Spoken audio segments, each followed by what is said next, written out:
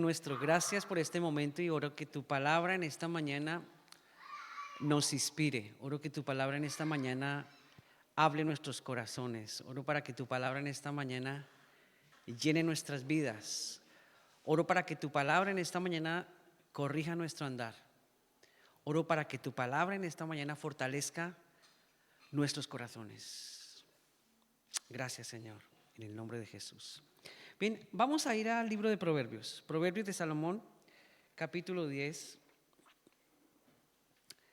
Y allí en el versículo 22. Proverbios capítulo 10, versículo 22. Voy a tomar como base este texto, pero también vamos a leer el Salmo 1. Pero vamos a empezar leyendo Proverbios 10, 22. Muchas gracias.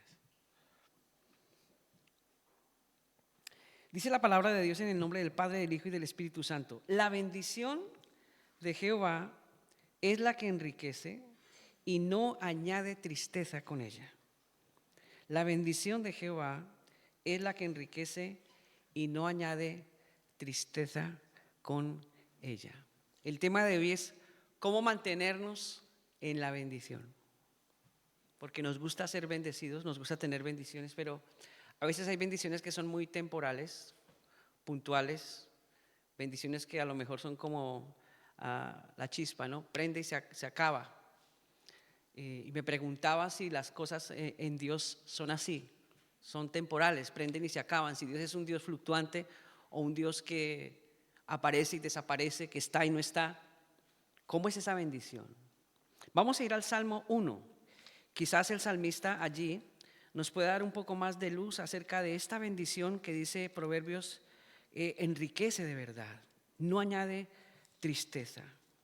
El salmista aquí, que aunque no está en este salmo, no está escrito quién fue el que fue el inspirado. Hay otros salmos que sí, debajo de los títulos aparecen los salmistas, pero este es un anónimo.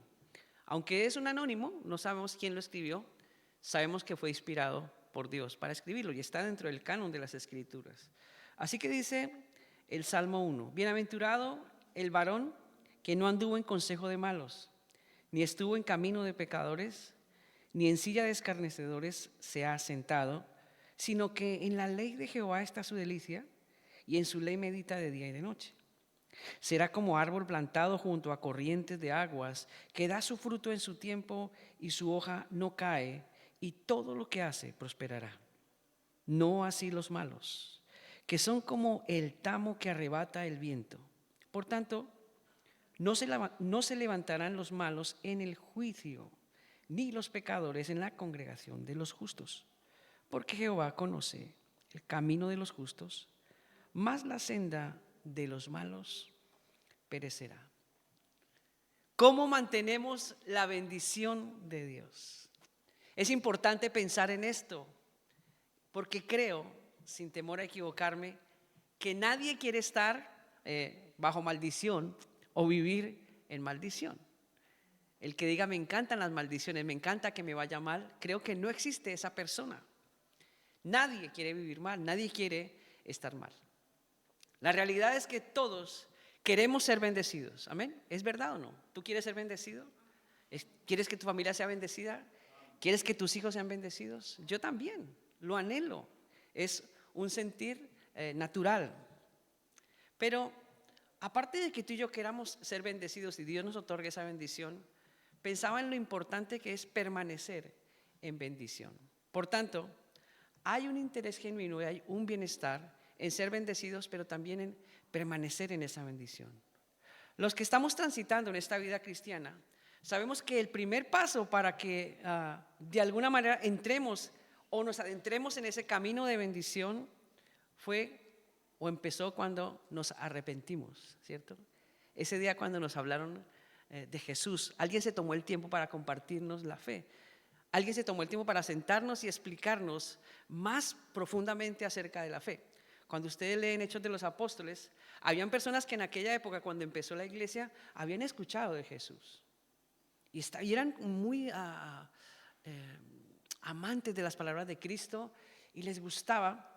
Pero recuerdo que la Escritura dice que dos personas se acercaron a un pequeño grupo para ahondar en eso que ellos amaban o querían, pero que no tenían muy claro. Y eso nos pasó casi a todos. Alguien un día se sentó literalmente conmigo y me explicó más profundamente acerca de mi fe, acerca de la obra de Cristo en la cruz, acerca de ese sacrificio que tenía que ver conmigo. Yo pensaba que, bueno, sí había muerto por todos, pero era algo como generalizado, así lo entendía yo, hasta que alguien me puso en ese camino de fe. Ese día, pues yo confesé mi pecado, ese día confesé mis pecados al Señor, entregué mi vida, entregué mi corazón, le invité a mi vida y le dije, ya de una manera más personal, más directa: Señor, quiero que vengas a mí. Yo sé que tú moriste, pero yo quiero hacerte mi Salvador. Quiero que seas mi Salvador. Ven a mi corazón. Ese es el primer paso en el camino de la bendición de Dios. Y este es el mensaje de toda la Biblia, desde Génesis hasta el Apocalipsis. En cada uno de los libros del canon de las Escrituras siempre nos va a reconducir a una persona, a Cristo. Porque si quitamos a Cristo de la ecuación, realmente ya nuestro cristianismo no tiene ningún sentido. Cristo es el mensaje de toda la Escritura. No hay fórmula para la bendición de Dios que no comience con una fe genuina en Cristo Jesús. Cuando usted lee, por ejemplo, la vida del apóstol Pablo, vemos que es un hombre celoso de su tradición, es un hombre celoso de la Torá, de la Biblia de aquel entonces, es un hombre erudito. Él mismo dice que él es un erudito, fariseo de fariseos, de la tribu de Benjamín, conocedor de Dios de la A a la Z, pero no conocía a Cristo. Y Cristo se le reveló en el camino y le dijo: Saulo, ¿por qué me persigues? Yo soy Jesús a quien tú persigues. Y esa famosa historia en la que él se cae del caballo, una luz resplandeciente golpea sobre él, él queda casi ciego, tiene que entrar a la ciudad, y un hermano llamado Ananías lo toma de la mano y dice: hermano Saulo, he sido enviado por ti para orar, porque el Señor me dijo que había tenido un encuentro contigo. Y esa es la historia de Pablo, quizás es la historia de muchos de nosotros, que teníamos un celo, teníamos una idea de Dios, éramos muy asiduos a ir a muchas cosas con relación a Dios, pero hasta que Cristo no se reveló a nosotros y nos mostró esa realidad, no entendimos muchas cosas. Así que el Salmo 1 da por sentado que la salvación ya ha tenido lugar. Bienaventurado el varón que no anduvo, dice. Si tú has puesto tu confianza en Jesús para la salvación, estás bendecido. Estás bendecido. Ya estás en esa bendición. La maldición no tiene nada que ver contigo. Gálatas 3:13, otra carta que escribe el apóstol Pablo a la iglesia en Galacia, dice: Cristo nos redimió de la maldición de la ley, hecho por nosotros maldición, porque está escrito: maldito todo el que es colgado en un madero. Él, Jesús de Nazaret, tomó tu lugar y tomó mi lugar. Tomó todas las maldiciones que habían en ti y en mí y las llevó Él. Él, dice, literalmente se hizo maldición por nosotros. Esta realidad de bendición no fue revelada solo a Pablo, escrita en la carta a los Gálatas. También fue anunciada muchos siglos atrás a un patriarca que tú y yo conocemos, el patriarca Abraham. Cuando tú lees el primer libro de la Biblia, que es el Génesis, en el capítulo 26, versículo 4, encuentras lo siguiente. Dios, hablando con el patriarca Abraham, le dice: multiplicaré tu descendencia como las estrellas del cielo, y daré a tu descendencia todas estas tierras, y todas las naciones de la tierra serán benditas en tu simiente. ¡Wow! ¡Qué anuncio! Desde un principio, Dios establece bendición sobre todas las familias de la tierra. ¡Qué promesa más grande! Y eso se cumpliría cuando Cristo viniese a esta tierra a morir por nosotros. Cuando Cristo vino, esa promesa se hizo firme, se hizo estable. El apóstol Pablo recuerda esta promesa escrita siglos atrás y declara lo siguiente en la misma carta de Gálatas, ahora en el capítulo 3, versículo 8. Y la Escritura, previendo que Dios había de justificar por la fe a los gentiles. ¿Quiénes eran los gentiles? Pues los no judíos. Dio de antemano la buena nueva a Abraham diciendo: en ti serán benditas todas las naciones. Pablo está recordando ese hecho siglos atrás. Dijo: claro, era un conocedor de la Torá. Claro, esto lo dijo Dios a Abraham. Ahora me imagino la alegría del apóstol, ¿no? Ser el partícipe de esta realidad porque Cristo mismo se le revela a él. Estar con los apóstoles de Jesús, porque Pablo también tuvo el privilegio de conocer personalmente a los apóstoles de Cristo, escuchar en primera mano de Pedro muchas cosas que Pedro vivió al lado de Jesús. Pero Pablo también le contó a Pedro: mi experiencia con Cristo fue única. Así que yo también tengo mucho que decir. Pensando en esto de la bendición que permanece, o cómo permanecer en esta bendición, voy a desarrollar solo 4 puntos que encuentro ahí en el Salmo primero. 4 puntos que tienen que ver con eso de permanecer en la bendición. O sea, no te conformes con saber que hay una bendición para ti. No te conformes con saber que está ahí, sino que debes permanecer en ella. Ese es el anhelo de Dios. Lo primero que encuentro aquí es que Dios nos invita a conocer los peligros que nos acechan. Si queremos permanecer en la bendición de Dios, tenemos que conocer los peligros que nos acechan. Conocer los peligros es de alguna manera tener ventaja sobre algo que puede pasar o no puede pasar, pero está ahí. Y Dios, en su sabiduría extrema, en su suma sabiduría o en su sapiencia suma, Él nos deja ver los peligros, nos da ventajas. Aquí el salmista nos desvela una tríada de peligros: 3 oponentes que pretenden perturbar tu bendición, 3 verdugos que no tendrán consideración de ti. Dice: 1, el consejo de los malos; 2, el camino de los pecadores; y 3, la silla de escarnecedores. Dice: bienaventurado el varón que no anduvo en consejo de malos, ni estuvo en camino de pecadores, ni en silla de escarnecedores. Note la progresión que hay. Primero el que escucha, luego se adoptan las normas y termina en mofa, la silla de escarnecedores. Prestas tu oído para escuchar el consejo que pervierte el alma, después te pones en acción andando en los caminos que te desvían de la verdad, pero además, en tercer lugar, usas tu boca para mofarte o hablar lo que no edifica, esa silla de escarnecedores. Los malos siempre están listos para dar consejos, ¿sabías? Y los consejos a veces no vienen con personas de carne y hueso. Los consejos a veces pueden estar en una publicidad de televisión, en un libro que tú estés leyendo, en un comentario que escuches por ahí de terceros, ¿sabes? El consejo de los malos. El camino de los pecadores, dice la Escritura, que es ancho, porque ancho es el camino que conduce a la perdición, pero angosto es el camino que lleva a la vida eterna. Y Jesús dijo: yo soy el camino, la verdad y la vida. Así que si queremos entrar en el camino verdadero, tenemos que pensar en Cristo, que dijo: yo soy el camino. Hablar mal de otros es algo muy habitual, ¿cierto? Es tan fácil entrar en conversaciones y es tan fácil rajar de otras personas así. Eso se da habitualmente como algo natural. Pero son 3 cosas de las cuales nos advierte el salmista. Si quieres realmente ser bienaventurado o bendecido, cuídate de estas 3 cosas: el consejo de los malos, el camino de los pecadores y la silla de escarnecedores. Esta triada de peligros atenta contra el bienestar del creyente, atenta contra su comunión con Dios y atenta contra las relaciones interpersonales. El salmista expresa un rotundo no a estas 3 cosas para andar en bendición o ser bienaventurado. Bienaventurado el varón que no anduvo, dice, ni estuvo, ni se sentó. Por tanto, un justo ni anda, ni está, ni se sienta para vivir el estilo de vida de aquellos que están lejos de Dios. Un justo está al lado de esas personas, pero para hacer luz. Eso Jesús lo dijo: vosotros sois la luz del mundo, vosotros sois la sal de la tierra. No es que nos releguemos y nos apartemos y nos hagamos en un gueto o en una piña y digamos: yo no me meto con los pecadores, uy, mire, yo soy mejor que él. No, eso no es lo que Dios está diciendo. Lo que Dios está diciendo es: no adoptes el estilo de vida de ellos, sé ejemplo y luz para ellos. Muéstrales mi amor, muéstrales mi gracia. Acompáñales, que ellos sientan que yo estoy en ti, mostrando mi amor hacia ellos. A veces nosotros tendemos como a apartarnos cuando vemos cosas malas. Uy, no, yo no me meto con esa persona porque qué desagradable. Uy, qué pinta tan mala que tiene, cómo habla de mal. Yo no encuentro a Jesús haciendo eso. Jesús fue un hombre que se sentó con pecadores, dice la Escritura. Ese era su cometido. Dice: porque yo no he venido a salvar a justos, sino a pecadores. Los sanos no tienen necesidad de médicos, sino los enfermos. Y Jesús estaba siempre con esa gente que estaba relegada de la sociedad, esa gente con la que nadie quería estar, esos indeseables. Jesús estaba con ellos, mostrando el amor.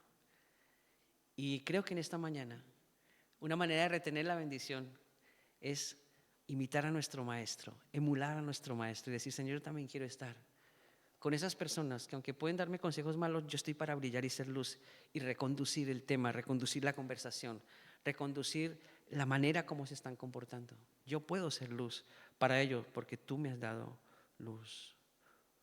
Un justo es alguien que está dispuesto a evitar el riesgo de perder la comunión con Dios. Ser bienaventurado es mucho más que ser feliz, porque aquí dice bienaventurado el varón que no anduvo en consejo de malos, ni en camino de pecadores, ni en silla de escarnecedores. Ser bienaventurado es gozar de bienestar en cada área de la vida. Y hago una pregunta antes de finalizar este primer punto. ¿Gozas de bienestar? ¿Gozas de bienestar?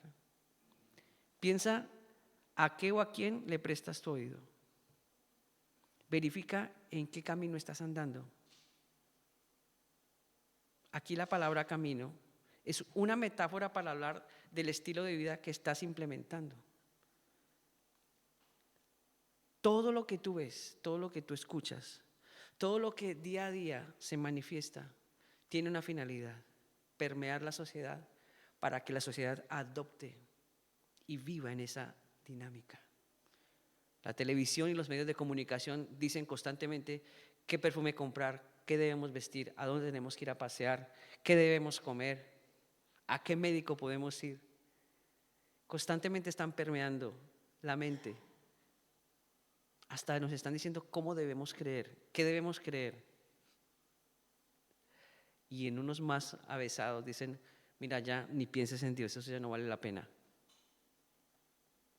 Y uno, si está durmiendo espiritualmente, se permea de eso y adopta el estilo de vida de este mundo. El Señor nos mandó a ser transformadores. Me gusta la película de Chosen, en el inicio, cuando está ese círculo de pescaditos, y está sonando, y empiezan a salir pescaditos y a volverse verdes y se van en contra. Ese es la vida del cristiano. No es andar en el círculo de todo el mundo que va en la misma rueda, en los mismos vicios, en las mismas situaciones, sino es despegarse, ir en contracorriente y brillar, ser y traer a otros. ¿Traer a otros a dónde? A Cristo. Ni siquiera traer a otros a otra religión. ¿Sabías que hay más de 3.000 religiones en el mundo? Mucho más de 3.000 religiones. Infinidad de dioses. La gente cree en infinidad de dioses. Este mundo está plagado de religiones. Y pudiéramos pensar, si la religión en sí es tan buena como dice ser, ¿por qué este mundo no es diferente? ¿Por qué este mundo no ha cambiado? ¿Por qué sigue habiendo hambre en un país tan rico como África? Un país riquísimo en esmeraldas. ¿A que sí? Un país riquísimo. ¿Podría el mismo África darle comida a todo el mundo? ¿Por qué hay tantas guerras y tanta violencia? ¿Por qué los padres se levantan contra los hijos y los matan? ¿Por qué mueren tantas mujeres en nuestra España como producto de la violencia familiar? ¿Por qué hay hijos que se levantan y hacen daño a sus padres? ¿Por qué existen tantas drogas que hacen daño a nuestra juventud? Con tantas religiones esto debería ser un paraíso. ¿Sabes por qué? Porque la religión no murió por ti ni por mí. El que murió por ti y por mí es Cristo. Y cuando podemos poner nuestra mirada en Jesús, como dice el libro de Hebreos, pongan sus ojos en Jesús, el autor y consumador de la fe. La religión fue una invención del hombre. La religión es un apellido que le pusimos a nuestra manera de concebir a Dios. Pero la Biblia, la Escritura nos manda a mirar a Cristo. Miren a Cristo, que está por encima de toda religión.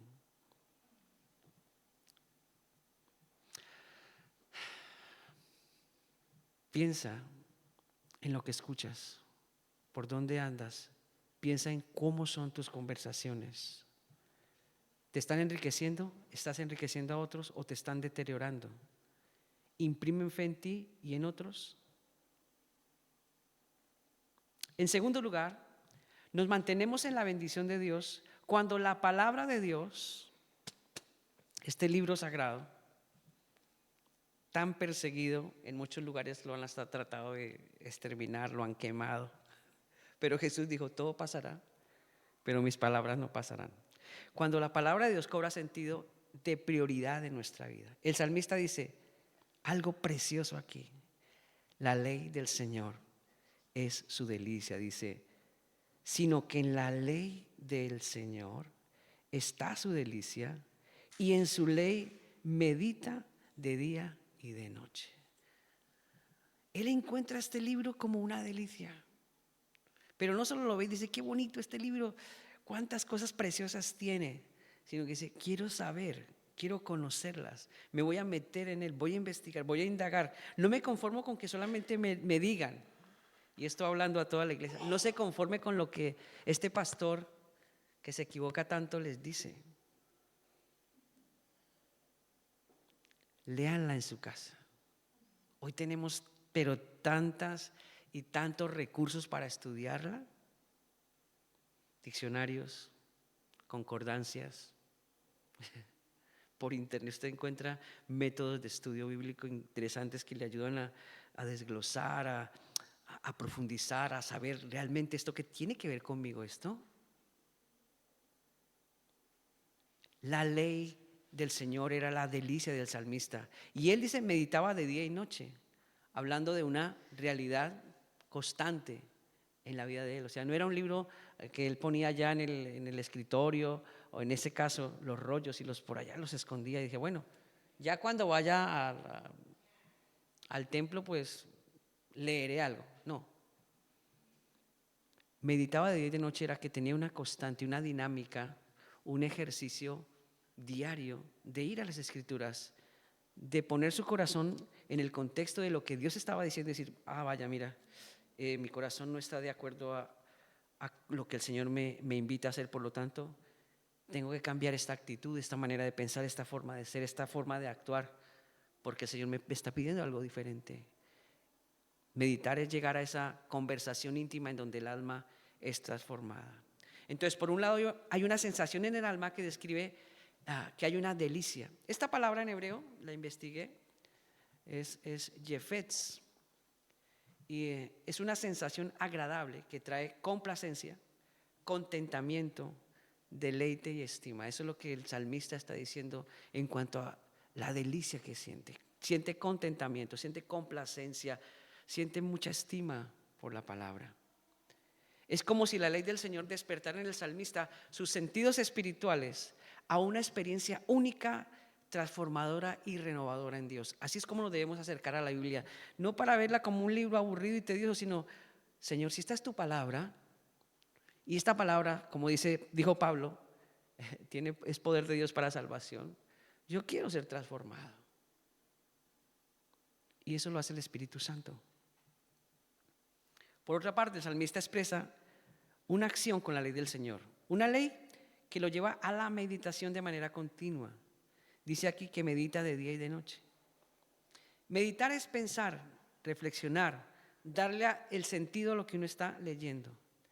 La meditación hebrea implicaba la boca y el corazón. Dice el Salmo 19:14 en la Nueva Traducción Viviente, que las palabras de mi boca y la meditación de mi corazón sean de agrado, oh Señor, mi roca y mi redentor. Esta meditación no era una actitud silenciosa, sino una entonación en voz baja. Ustedes imagínense a un hebreo, a un judío, en donde se compenetraba el corazón y la voz. O sea, ni siquiera era un mantra, ¿no? Porque también en las religiones gnósticas los yogis hacen mantras y repiten palabras y entran en un estado de somnolencia y tal. No, esto no era lo que hacía un hebreo. Recitaba las palabras en voz baja y le ponía el sentido a la lectura y el corazón. La meditación hebrea tampoco dejaba de lado la actividad mental, sino que involucraba la interacción intelectual con el texto de la escritura. O sea, la razón no pelea con la fe. Razonaban lo que leían y se cuestionaban también. Interesante, ¿no? O sea, no comían entero. Cuando tú lees el libro de Hechos de los Apóstoles, hay un texto en donde dice que los hermanos o los cristianos de Berea ratificaban lo que sus pastores les decían. Iban a la casa, desenrollaban los libros, se va a ver lo que predicó este domingo allí el rabino. Sí, es verdad, no está diciendo mentiras. Este hombre realmente ha estudiado lo que nos ha dicho, no nos está metiendo gato por liebre. ¿Qué significa la palabra de Dios para ti? Una pregunta que me haría en este segundo punto. ¿Es tu delicia? ¿Sacas tiempo para meditar en ella?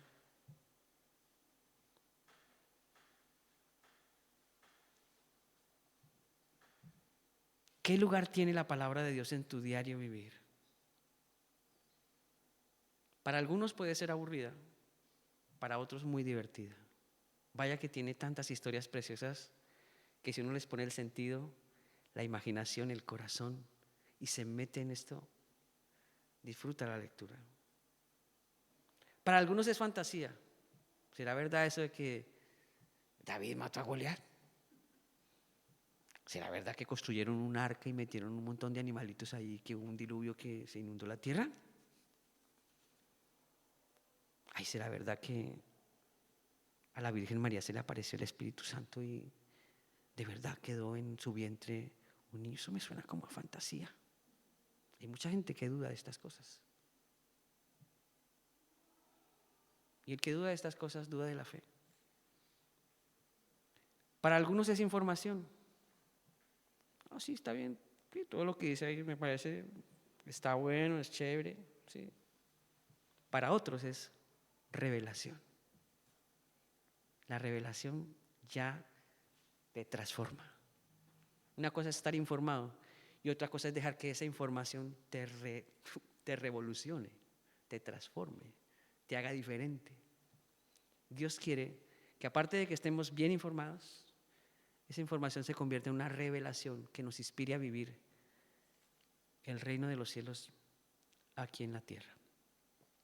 En tercer lugar, nos mantenemos en la bendición de Dios porque hay un futuro lleno de esperanza en los que hemos de creer o creemos en el Señor. A partir del versículo 3, el salmista empieza diciendo, será, está hablando de un futuro. Será como qué, como árbol plantado junto a corrientes de aguas que da su fruto en su tiempo y su hoja no cae y todo lo que hace prosperará. Una realidad futura para aquel que se mantiene en la vida que da la palabra de Dios. El salmista utiliza la imagen de un árbol para ejemplificar resistencia, permanencia y dependencia. ¿Has visto las palmeras de la costa? Yo he visto palmeras que están dobladas del viento y ahí se mantiene. Y esas que están dobladas hacen que el paisaje sea más bonito. Ay, que esa palmera, aunque está doblada, no se ve fea, se ve bonita al lado de la playa, el mar, el sol, la arena. Hasta le da a uno ganas de ir y estar debajo de la palmera. Y si tiene cocos, pues los coge más rápido. Es genial. Pero ese ejemplo que da el salmista aquí de resistencia, de permanencia y dependencia, es lo que Dios quiere que nosotros también experimentemos al estar delante de su palabra. Los árboles no se pueden mover fácilmente de un lugar a otro. Ellos permanecen, están plantados, resisten fuertes temporales porque sus raíces son profundas. Los árboles necesitan del agua para sobrevivir, dependen de ella. Por eso aquí dice algo muy, muy interesante. Será como árbol plantado junto a corrientes de aguas. El símil que utiliza el salmista de un árbol que está plantado junto a corrientes de aguas, así como el árbol bebe del agua, el creyente debe beber del agua de la palabra de Dios. Si Dios nos está comparando como árboles y dice, y esos árboles necesitan agua para permanecer, para resistir y para estar en dependencia, pues tú necesitas acercarte al agua viva de la palabra, al agua que refresca, al agua que sacia, al agua que alimenta. Cuando nos acercamos a esa agua, estamos en dependencia de Dios. Y esto genera tres cosas importantes. Productividad, dice aquí, que da fruto a su tiempo. Ese fruto se manifiesta en carácter, que es dado por el Espíritu Santo, como dice también el libro de Gálatas capítulo 5, 22, porque el fruto del Espíritu es amor, gozo, paz, paciencia, benignidad, fe, mansedumbre y templanza. Hay productividad, da fruto en su tiempo, pero también dice acá que da longevidad, su hoja no cae. O sea, es un árbol de hoja perenne. Se mantiene durante el paso de los años. Mantiene un testimonio en Cristo genuino. Tiene un futuro de vida eterna. Increíble esto. Y lo tercero, no haya desperdicio en lo que hace, porque dice, todo lo que hace prosperará. ¿No le parece increíble? Que todo lo que usted haga prospere, porque usted está sumido, sumergido, empapado de Dios, de su palabra, se deja corregir por el Señor, se deja aconsejar por el Señor, no por el consejo de los malos, sino por el consejo de Dios. Madre mía, y dice, te aseguro que si te dejas aconsejar por mí, dice el Señor, todo lo que tú hagas va a prosperar. Puedes sembrar un grano de maíz en medio de un montón de hierro. Allá lo voy a hacer crecer y va a ser una cosecha impresionante. Imposible, Señor. Sí, pero es que yo soy el Dios de lo imposible. Yo lo puedo hacer. Hay una realidad de futuro en bendición para aquellos que se toman en serio la palabra de Dios, para aquellos que no dudan de lo que Dios ha dicho, para aquellos que toman por obra su palabra y transforman sus vidas y se dejan usar por Dios como instrumentos para transformar también a otros. Hay un futuro lleno de esperanza y bendición para todo aquel que cree en el Señor Jesucristo. Y en cuarto lugar y último, nos mantenemos en bendición porque Dios no ignora tu trabajo y dedicación para Él. Y ahí adelante parece que hay un versículo que estuviese perdido en la lectura, pero ese es un versículo que irradia hacia toda la lectura que hemos hecho. El versículo 6 dice, Jehová el Señor conoce el camino de los justos. Porque Jehová conoce el camino de los justos. Pero también añade, mas la senda de los malos perecerá. Así que Él conoce tanto a justos como a injustos, fieles como infieles, gente que lleva una vida piadosa y una vida impía. Dios nos conoce a todos. El Señor conoce perfectamente el curso de la vida del justo y su modo de acción. La palabra camino aquí en hebreo, quise investigarla, habla del curso de la vida a modo de acción. Así que sí, el Señor, nuestro Dios, conoce perfectamente el curso de nuestra vida y la manera como nosotros estamos viviendo esta vida aquí en la tierra. Él nos encaminó en ese camino de justicia. Él nos puso a andar por esa vereda de vida. Los impíos no entienden por qué hacemos lo que hacemos y por qué vivimos por ese camino que Dios nos deparó. No entienden por qué le servimos. Y el profeta Oseas escribió al respecto. Libro del profeta Oseas en el Antiguo Testamento, capítulo 14, dice: ¿quién es sabio para que entienda esto? ¿Y prudente para que lo sepa? Porque los caminos del Señor son rectos, y los justos andarán por ellos, mas los rebeldes caerán en ellos. Así que sí, tendrá que haber oposición. Tendrá que haber gente que no. A ver, si yo no quiero creer en Dios, usted no me puede obligar a creer. Muy bien, perfecto, ¿no? Yo nunca peleo con la gente que no quiere creer en Dios, nunca me meten en esos problemas. ¿Vale? Si yo también fui un rebelde con Dios, yo también tuve que conocerle. El Señor conoce el camino de los justos, porque lo diseñó para que andemos en él, para que nos mantengamos en ese camino y para que podamos mantenernos en esa bendición. Efesios 2:10 dice, es otra carta que escribe el apóstol Pablo, pero a la iglesia de Éfeso, en el capítulo 2, versículo 10 dice: porque somos hechura suya, creados en Cristo Jesús, para buenas obras, las cuales Dios preparó de antemano para que anduviésemos en ella. Por eso nuestra vida cristiana no es una vida en la que uno va a la deriva, no. El Señor en su sabiduría, increíble nuestro Dios, tan perfecto, dijo: no solo los voy a hacer mis hijos, sino que de antemano he preparado el camino para que ustedes anden en buenas cosas, cosas que yo preparé para que ustedes anden en ellas. Quizás nadie vea lo que tú haces para Dios, es verdad. A veces la gente no sabe lo que uno hace para Dios. Quizás nadie valora lo que tú haces para Dios, también puede pasar eso. Quizás nadie te dé una palmada en la espalda y diga: ¡qué bien! Puede pasar eso, pero te digo, eso no importa. Te recuerdo lo que dice el salmista: el Señor conoce el camino de los justos. Y ¿sabes algo? basta con que Dios lo conozca, porque al final de los tiempos no te va a premiar el que te dio la espalda ni el que te dijo que viene. El que te va a premiar es Dios. Y con Él vamos a estar un día cara a cara, rindiendo cuentas de nuestra vida y de cómo administramos la vida que Él nos dio, cómo administramos los recursos que Él nos dio, cómo tratamos a nuestro prójimo y vivimos con nuestro prójimo, qué tan generosos fuimos o qué tan tacaños fuimos, si mostramos su amor y su misericordia o siempre pensamos en yo y yo. Y por último, si sobra algo, yo. Un día daremos cuenta a Dios, estaremos cara a cara ante Él. Y si Dios conoce el camino de los justos, como dice el salmista, más adelante en el libro de Hebreos, Nuevo Testamento, dice algo muy bonito en el capítulo 6, versículo 10. Dice, porque Dios no es injusto para olvidar vuestra obra y el trabajo de amor que habéis mostrado hacia su nombre, habiendo servido a los santos, a los hermanos, y sirviéndoles aún. Mira, Dios tiene una retentiva, una memoria. Él conoce al detalle todo lo que hacemos, ¿sabes? Y nunca se olvida de lo que hacemos por amor a Él. Quizá la gente se olvide y quizá la gente sea ingrata. Y al mismo Señor Jesucristo le pasó. ¿Recuerdan en la lectura del Evangelio cuando vienen 10 leprosos a Él? Todos, Señor, sánanos, y el Señor les dio sanidad a los 10 leprosos. Y se les fue la olla, como dicen acá, y se fueron. Y dice la Escritura que solo uno se devolvió y le dijo, Señor, gracias.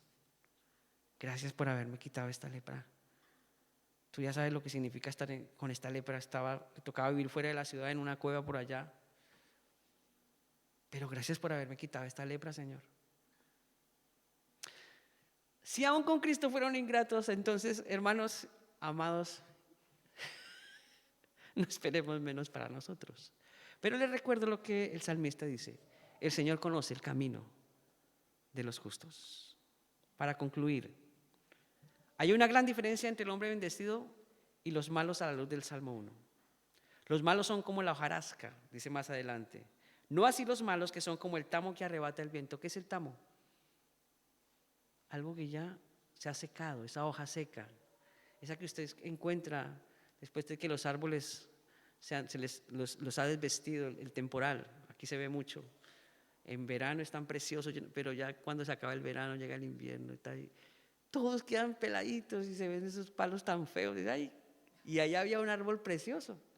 Y esa hojarasca se la lleva el viento. Dice, así son los malos para Dios. Sin rumbo. Esos sí están a su bola, a su aire. Esos sí están a su aire. Porque no tienen dirección de Dios ni nada. Los malos son como la hojarasca que el viento se lleva en un momento. Los justos son como un árbol. ¿Qué diferencia? Dice, no, mis hijos, ustedes no son hojas secas llevadas por el viento. Ustedes son mucho más que eso. Ustedes son árboles de justicia plantados en mi huerto. Madre mía, qué título más bonito. Que no se pueden mover, que no se pueden desarraigar tan fácil, porque sus raíces son profundas y están bebiendo del agua de la vida. Los malos, dice acá, algo muy, muy triste, dice, por tanto los malos no se levantarán.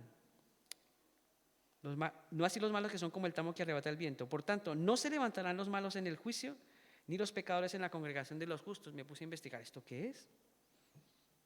Los malos no se levantarán en el juicio. Levantarse aquí significa no resucitarán para vida eterna. Resucitarán para condenación. Porque la Escritura dice, el que no se haya inscrito en el libro de la vida fue lanzado al lago de fuego. Eso lo dice el libro de Apocalipsis. Y si todo lo que dice la Escritura es verdad y todo se ha venido cumpliendo al pie de la letra, esa parte de Apocalipsis también tendrá que cumplirse. Los justos serán levantados para vida eterna, o sea, resucitarán para vida eterna. Los malos no serán recordados. Dice acá, por tanto, no se levantarán los malos en el juicio, ni los pecadores en la congregación de los justos. La congregación de los justos es aquellos que serán recordados. Los malos no serán recordados. Los justos tendrán memoria para siempre. El camino de los malos es de muerte y perdición eterna. El camino de los justos es camino de salvación y vida eterna. Vale la pena mantenernos en la bendición que Cristo ganó por amor a nosotros. Por eso, para llegar a ser justo, no podemos hacer justos o hacernos justos por nuestra propia justicia. El apóstol San Pablo también escribe a la iglesia de Éfeso en el capítulo 2. Dice: ahora vosotros sois salvos por gracia, por medio de la fe, no por obras, para que nadie tenga de qué gloriarse. Así que yo también pensaba, dije, pues si yo soy buena gente, yo soy buena papa, yo no he hecho mal a nadie. Si yo, vamos, me muero y me voy para el cielo. Yo nunca he matado a nadie, ni no he hecho nada malo, soy una blanca paloma. El Señor dice: no, Raúl, lo siento. Tú no vas a entrar al cielo porque creas que eres bueno o por tus buenas obras. Por eso murió mi Hijo Jesús. La única buena obra que te puede salvar es la obra de mi Hijo, la que Él hizo en la cruz por ti. O si no, no hubiese tenido necesidad de mandar a mi Hijo a morir, sino que cualquier ser humano a través de las buenas obras podría entrar al cielo sin ningún problema. Y no habríamos hecho semejante cosa de mandar a mi Hijo al mundo, yo haberme hecho hombre, morir en esa cruz, soportar el escarnio del vituperio, porque hay otras opciones más. Sea buena papa y se va a salvo. No. Eso es como menospreciar la obra de Cristo. Por eso un día estaremos cara a cara delante de Dios y Dios nos llamará a cuenta. Y nos dirá si realmente pusimos nuestra fe en Él o pusimos nuestra confianza en nosotros mismos y en lo que nosotros mismos hemos hecho. Las buenas obras no nos salvan. El camino al infierno está empedrado de buenas obras. ¿Lo sabían? Entonces, ¿para qué sirven las buenas obras? Buena pregunta, gracias por hacérmela. Las buenas obras son el producto de una vida bien llevada en Cristo Jesús. Cuando Cristo realmente vive en mí, estoy obligado a hacer buenas obras, no para salvarme, sino por causa de lo que Él ha hecho por mí. Las buenas obras no me salvan, pero son el resultado de mi salvación aquí en la tierra. Yo vivo en buenas obras porque Cristo me salvó. Y trato de hacer lo mejor por mi prójimo porque Cristo me salvó, pero no hago buenas obras para salvarme. Solo la obra de Cristo nos puede salvar. Padre, gracias por tu palabra. Tu palabra es viva y es eficaz y es verdad. Gracias por salvarnos. Gracias por mostrarnos esta realidad, por abrir nuestros ojos y darnos luz, por tener paciencia con nosotros, Señor, conmigo. Yo también pensaba que me podía salvar porque no hacía nada malo. Pero la verdad es que tu palabra dice que todos somos pecadores y que no hay justo ni aun uno. Gracias por hacernos entender esto. Y hoy, Señor, queremos expresarte nuestra devoción, nuestro amor, nuestra gratitud por la obra de Cristo. Si alguien en esta mañana ha escuchado este sermón y puede entender que solo la obra de Cristo le puede salvar, y quiero orar para reconocer eso, este es el momento. Y yo le voy a invitar para que lo haga. Si tú quieres orar conmigo ahí en la intimidad de tu corazón, eso es algo entre Dios y tú. Pero que hoy tú salgas de aquí con la convicción, porque tú puedes estar viniendo cada 8 días a este lugar, pero quizás no has tenido ese encuentro con Jesús. Dile como yo le dije un día, o como mejor Romanos enseña, Pablo dijo que confesáramos, si confesares con tu boca que Jesús es el Señor. Eso lo escribió el apóstol Pablo en Romanos 8. Y creyeres en tu corazón de que Dios le levantó de los muertos, serás salvo. Porque con la boca se confiesa para salvación, pero con el corazón se cree para justicia. Así que si tú quieres creer en esta mañana para tu justicia, la justicia que Cristo ganó por ti, ora conmigo y dile: Señor Jesús, me arrepiento de mis pecados. Yo sé que soy pecador. Y nada de lo que yo haga puede salvarme. Solo lo que tú hiciste por mí en la cruz. Tu muerte, el derramamiento de tu sangre, tu sacrificio, lo que tú padeciste me puede salvar. Es tu obra la que me salva. Por tanto, Jesús, hoy te abro mi corazón. Te entrego mi vida, Señor. Quiero que seas mi Señor y mi Salvador. Gracias por morir por mí, pero gracias por haber resucitado. Ahora tengo esperanza de vida eterna. Amén. Que Dios los bendiga. Que Dios los bendiga.